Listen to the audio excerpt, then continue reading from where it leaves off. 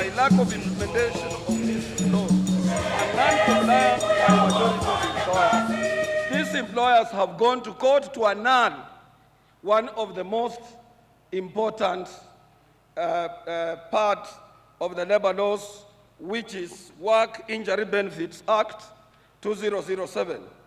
Workers in this country continue reporting and suffering, going to the Minister of Labor day in, day out for compensation. And the Minister of Labor cannot decide so long as the employers and lawyers have locked this particular act in the court. Prime Minister, the purpose of the Work Injury Benefits Act was meant to caution both employers and workers from unscrupulous lawyers known as ambulance chasers, and how employers who used to they are the employers who used to complain very much about ambulance chasers. How Mr. Prime Minister turned around for employers to support lawyers to annul this particular act of parliament is a mystery. Wale ambao wanajiita wako chini ya Agricultural Employers Association, wacha ifike tarehe 17 waone kilichofanya punda simee pembe. Yes. Yes. Yes. If they are making 36 billion, let us ask ourselves how much do go into the pockets of workers. Gapi.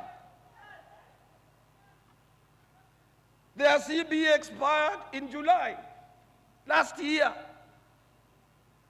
They have written to our organization saying they will never give an access to trade union officials to access their members, when they know very well the law negates such like activities.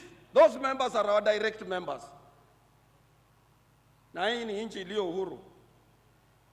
The same Sister Jacqueline goes to Telecoms Kenya.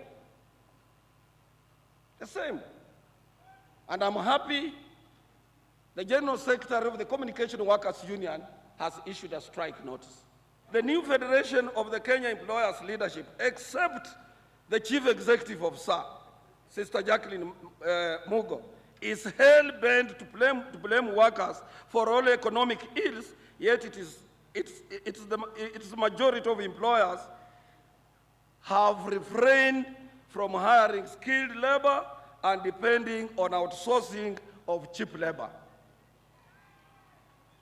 How do you blame workers for poor performance, yet you outsource unskilled laborers who are poorly paid and untrained?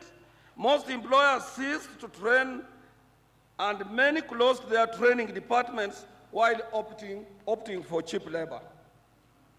Our government came up with the economic stimulus program in its June 2009 budget for the purpose of creating jobs and reducing poverty. These schemes, like the Kazi kwa Vijana, have not created the jobs that were anticipated because this was haphazardly planned without prior wider consultations, and Kotu Kenya, from the word go, criticized this type of creation of employment by the government simply because we know the government is really, and government is always firm, and government cannot engage in casualization of employment. Government employs citizens on permanent jobs and jobs with security. The workers of the world, unite. You have nothing to lose but your chains. That was the beginning of Labor Day. We are happy to celebrate it every year. I want to salute Brother Secretary General Francis Atwoli and his entire team for their dedicated service to our country's workers and their support for the government programs, especially the reform agenda. I particularly commend Kotu for going out of his way to educate Kenyans on the reform agenda, and above all, on the draft constitution.